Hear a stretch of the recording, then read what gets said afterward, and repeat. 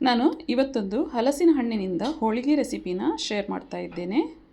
ತುಂಬ ಈಸಿ ಉಂಟು, ಹಾಗೆಯೇ ಕಡಿಮೆ ಇಂಗ್ರೀಡಿಯೆಂಟ್ಸಲ್ಲಿ ಇದನ್ನು ಮಾಡಬಹುದು. ತುಂಬ ಟೇಸ್ಟಿಯಾಗಿ ಹಾಗೆಯೇ ಸಾಫ್ಟಾಗಿರ್ತದೆ ನೋಡಿ. ಎಲ್ರಿಗೂ ನಮಸ್ಕಾರ. ವೆಟ್ಸ್ ಕುಕ್ಕಿಂಗ್ಗೆ ನಿಮಗೆಲ್ಲ ಸ್ವಾಗತ. ಹಲಸಿನ ಹಣ್ಣಿನ ಹೋಳಿಗೆ ಮಾಡಲಿಕ್ಕೆ ಏನೆಲ್ಲ ಬೇಕಂತ ನೋಡೋಣ ಬನ್ನಿ. ಮೊದಲಿಗೆ ನಾನಿಲ್ಲಿ ಬೌಲ್ಗೆ 2 ಕಪ್ನಷ್ಟು ಮೈದಾನ ತಗೊಂಡಿದ್ದೇನೆ. ಇದಕ್ಕೆ ಸ್ವಲ್ಪ ರುಚಿಗೆ ತಕ್ಕಷ್ಟು ಉಪ್ಪು, ಒಂದು ಅರ್ಧ ಚಿಟಿಕೆಯಷ್ಟು ಅರಶಿನ, ಇದನ್ನು ಒಮ್ಮೆ ಮಿಕ್ಸ್ ಮಾಡುವ. ಈಗ ಇದಕ್ಕೆ ಸ್ವಲ್ಪ ಸ್ವಲ್ಪನೇ ನೀರನ್ನು ಹಾಕಿ ಇದನ್ನು ಮಿಕ್ಸ್ ಮಾಡಬೇಕು. ನೀರು ನೋಡಿಕೊಂಡು ಹಾಕ್ತಾ ಇರಬೇಕು. ಇದು ಚಪಾತಿ ಹಿಟ್ಟಿಗಿಂತ ಸ್ವಲ್ಪ ನೀರಾಗಿರಬೇಕು. ಈಗ ನೋಡಿ, ನಾನಿಲ್ಲಿ ಸ್ವಲ್ಪ ಎಣ್ಣೆನ ಹಾಕಿ ಇದನ್ನು ಮಿಕ್ಸ್ ಮಾಡ್ತಾ ಇದ್ದೇನೆ. ಜಾಸ್ತಿ ಗಟ್ಟಿ ಇರಬಾರ್ದು ಇದು ನೋಡಿ. ಈಗ ಇದು ಆಯಿತು. ಮೇಲಿಂದ ಇದಕ್ಕೆ ಸ್ವಲ್ಪ ಎಣ್ಣೆನ ಹಾಕಿಡಬೇಕು, ಇದರಿಂದ ಸಾಫ್ಟಾಗಿ ಬರ್ತದೆ ನೋಡಿ. ಹೀಗೆ ಎಣ್ಣೆಯಲ್ಲಿ ಇದು ಇರಬೇಕು, ಸರಿಯಾಗಿ ಎಣ್ಣೆ ಎಲ್ಲ ತಾಗಬೇಕು. ನಂತರ ಇದಕ್ಕೆ ಮುಚ್ಚಳ ಇಟ್ಟು ಇದನ್ನು ಒಂದು 5 ಗಂಟೆಯಾದರೂ ಇಡಬೇಕು. ಇದರಿಂದ ಸ್ವಲ್ಪ ಇದು ಹುಳಿ ಬರ್ತದೆ, ಹಾಗೆಯೇ ಸಾಫ್ಟ್ ಕೂಡ ಆಗ್ತದೆ. ಈಗ ನಾನಿಲ್ಲಿ ಮೊದಲಿಗೆ ಒಂದು 2 ಟೇಬಲ್ ಸ್ಪೂನಷ್ಟು ರವಾನ ತಗೊಂಡಿದ್ದೇನೆ. ಇದು ಸಪೂರ ರವೆ. ಇದನ್ನು ಹುರ್ಕೊಂಡು ಸೈಡಲ್ಲಿ ಇಟ್ಕೋಬೇಕು ನೋಡಿ. ಈಗ ಇದು ಆಯಿತು, ಇದನ್ನು ತೆಗೆಯುವ. ನಾನಿಲ್ಲಿ 1 ಕಪ್ನಷ್ಟು ತೆಂಗಿನಕಾಯಿ ತುರಿನ ಮಿಕ್ಸಿ ಜಾರ್ಗೆ ಹಾಕ್ತಾ ಇದ್ದೇನೆ. ಇದನ್ನು ಪುಡಿ ಮಾಡಿಟ್ಕೊಳ್ಬೇಕು. ಈಗ ಮಿಕ್ಸಿ ಜಾರ್ಗೆ ಹಲಸಿನ ಹಣ್ಣನ್ನು ಹಾಕ್ತಾ ಇದ್ದೇನೆ. ಇದರ ಬೀಜ ತೆಗೆದು ಹೀಗೆ ಕ್ಲೀನ್ ಮಾಡಿ ಹಾಕಬೇಕು. ಒಂದು 10-12 ಹಲಸಿನ ಹಣ್ಣಿದ್ದರೆ ಸಾಕು, ದೊಡ್ಡದಿದ್ದರೆ ನೋಡಿ. ಇದನ್ನು ಈಗ ಪೇಸ್ಟ್ ಮಾಡಿಟ್ಕೊಳ್ಳುವ ನೋಡಿ, ಸರಿಯಾಗಿ ಪೇಸ್ಟ್ ಆಗಬೇಕು. ಈಗ ಬಾಣಲೆಗೆ ನಾನಿಲ್ಲಿ ಅರ್ಧ ಕಪ್ನಷ್ಟು ಬೆಲ್ಲನ ಹಾಕ್ತಾ ಇದ್ದೇನೆ. ಸ್ವಲ್ಪ ನೀರನ್ನು ಹಾಕಿ ಇದನ್ನು ಕರಗಿಸ್ಕೊಳ್ಬೇಕು ನೋಡಿ. ಬೆಲ್ಲ ಕರಗ್ತಾ ಬಂತು. ಈಗ ಇದಕ್ಕೆ ಪುಡಿ ಮಾಡಿಟ್ಟಂತಹ ತೆಂಗಿನಕಾಯಿ ತುರಿನ ಹಾಕ್ತಾ ಇದ್ದೇನೆ. ಇದನ್ನು ಒಮ್ಮೆ ಮಿಕ್ಸ್ ಮಾಡುವ. ಒಂದು 2-3 ನಿಮಿಷ ಇದನ್ನು ಹೀಗೆ ತಿರುಗಿಸ್ತಾ ನಂತರ ಇದಕ್ಕೆ ಹಲಸಿನ ಹಣ್ಣಿನ ಪೇಸ್ಟನ್ನು ಹಾಕ್ತಾ ಇದ್ದೇನೆ. ಇದನ್ನು ಚೆನ್ನಾಗಿ ಮಿಕ್ಸ್ ಮಾಡಬೇಕು. ಒಮ್ಮೆ ಹಲಸಿನ ಹಣ್ಣಿನ ಪೇಸ್ಟ್ ಹಾಕಿದ ನಂತರ ಇದನ್ನು ಚೆನ್ನಾಗಿ ಹೀಗೆ ಕೈ ಆಡಿಸ್ತಲೇ ಇರಬೇಕು, ಇಲ್ಲಾಂದರೆ ತಳ ಹಿಡಿತದೆ. ಸರಿಯಾಗಿ ಇದನ್ನು ತಿರುಗಿಸ್ತಾ ಇದ್ದರೆ ಇದು ಸ್ವಲ್ಪ ಗಟ್ಟಿಯಾಗಿ ಹೀಗೆ ಆಗ್ತದೆ. ಈ ಸ್ಟೇಜಲ್ಲಿ ಇದಕ್ಕೆ ಹುರಿದಿಟ್ಟಂತಹ ರವೆನ ಮಿಕ್ಸ್ ಮಾಡ್ತಾ ಇದ್ದೇನೆ. ಇದನ್ನು ಚೆನ್ನಾಗಿ ಮಿಕ್ಸ್ ಮಾಡಬೇಕು. ರವೆ ಹಾಕೋದ್ರಿಂದ ಇದು ಸ್ವಲ್ಪ ಬೇಗ ಗಟ್ಟಿ ಆಗ್ತದೆ ನೋಡಿ. ಇದನ್ನು ಚೆನ್ನಾಗಿ ಒಮ್ಮೆ ಮಿಕ್ಸ್ ಮಾಡುವ ನೋಡಿ. ಹೀಗೆ ಮಿಕ್ಸ್ ಮಾಡ್ತಾ ಇದ್ದರೆ ಇದು ಸ್ವಲ್ಪ ಗಟ್ಟಿಯಾಗಿ ಬರ್ತದೆ. ಈಗ ಇದಕ್ಕೆ ಸ್ವಲ್ಪ ಏಲಕ್ಕಿ ಪುಡಿನ ಹಾಕಿದೆ, ಇದನ್ನು ಮಿಕ್ಸ್ ಮಾಡುವ. ಈಗ ಗಟ್ಟಿ ಆಗ್ತಾ ಬರುವಾಗ 2 ಚಮಚದಷ್ಟು ನಾನಿಲ್ಲಿ ತುಪ್ಪನ ಹಾಕ್ತಾ ಇದ್ದೇನೆ.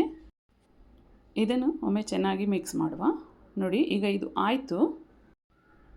ಈಗ ಗ್ಯಾಸ್ ಆಫ್ ಮಾಡುವ. ಇಷ್ಟು ಸಾಕು ನೋಡಿ. ತಣ್ಣಗಾದ ನಂತರ ಇದು ಪುನಃ ಸ್ವಲ್ಪ ಗಟ್ಟಿ ಆಗ್ತದೆ. ಚೆನ್ನಾಗಿ ಒಮ್ಮೆ ಮಿಕ್ಸ್ ಮಾಡುವ.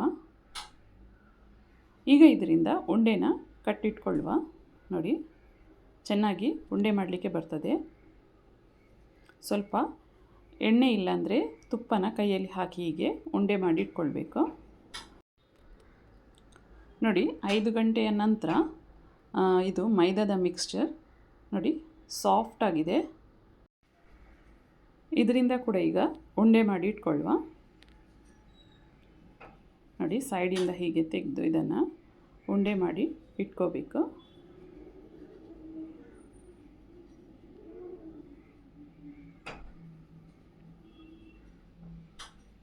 ಎಲ್ಲ ಉಂಡೆನ ಮೊದಲಿಗೆ ರೆಡಿ ಮಾಡಿ ಇಟ್ಕೊಳ್ಳುವ.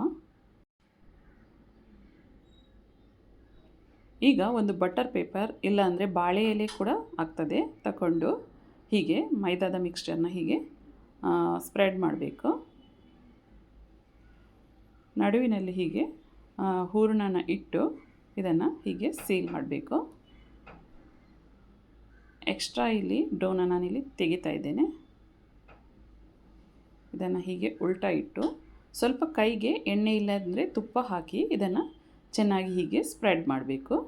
ಈಸಿಯಾಗಿ ಬರ್ತದೆ ಇದು ಸ್ಪ್ರೆಡ್ ಮಾಡಲಿಕ್ಕೆ, ಸಾಫ್ಟ್ ಆಗಿರೋದ್ರಿಂದ ಚೆನ್ನಾಗಿ ಇದು ಸ್ಪ್ರೆಡ್ ಆಗ್ತದೆ ನೋಡಿ.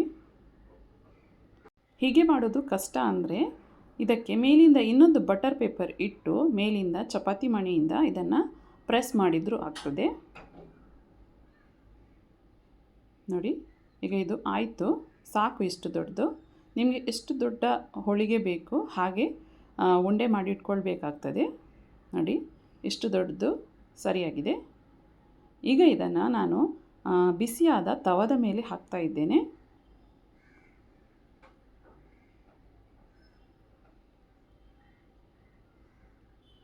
ಒಂದು 2 ನಿಮಿಷ ಇದು ಒಂದು ಸೈಡ್ ಫ್ರೈ ಆದ ನಂತರ ಈಗ ಇದನ್ನು ಉಲ್ಟಾ ಹಾಕುವ.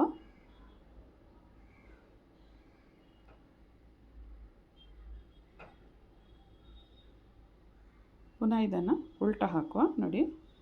ಮೇಲಿಂದ ಸ್ವಲ್ಪ ತುಪ್ಪನ ಹಾಕ್ತಾ ಇದ್ದೇನೆ. ಈಗ ನೋಡಿ ಇದು ಚೆನ್ನಾಗಿ ಉಬ್ಬಿ ಬರ್ತದೆ.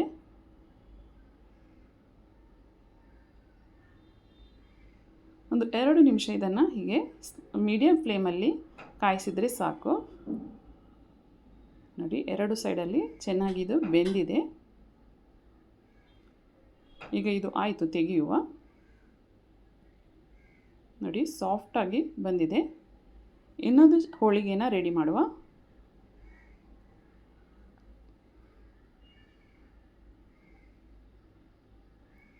ಈಗ ಇದನ್ನು ಕೂಡ ಹೀಗೆ ಕೈಯಲ್ಲಿ ಸ್ಪ್ರೆಡ್ ಮಾಡ್ತಾ ಇದ್ದೇನೆ ನೋಡಿ.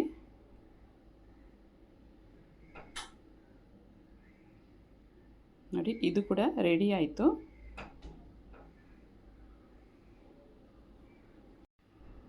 ಹಲಸಿನ ಹಣ್ಣಿನ ಹೋಳಿಗೆ ಮಾಡಲಿಕ್ಕೆ ತುಂಬ ಈಸಿ, ಹಾಗೆಯೇ ತಿನ್ನಲಿಕ್ಕೆ ಕೂಡ ತುಂಬ ಟೇಸ್ಟಿಯಾಗಿರ್ತದೆ. ನೀವು ಒಮ್ಮೆ ಈ ರೀತಿಯಾಗಿ ಟ್ರೈ ಮಾಡಿ ನೋಡಿ. ನೋಡಿ ಎಷ್ಟು ಸಾಫ್ಟಾಗಿರ್ತದೆ. ನೀವು ಟ್ರೈ ಮಾಡಿ ಇದನ್ನು. ಹಾಗೆ ಇಷ್ಟ ಆದರೆ ನನ್ನ ಚಾನಲ್ನ ಲೈಕ್, ಶೇರ್ ಹಾಗೂ ಸಬ್ಸ್ಕ್ರೈಬ್ ಮಾಡಿ.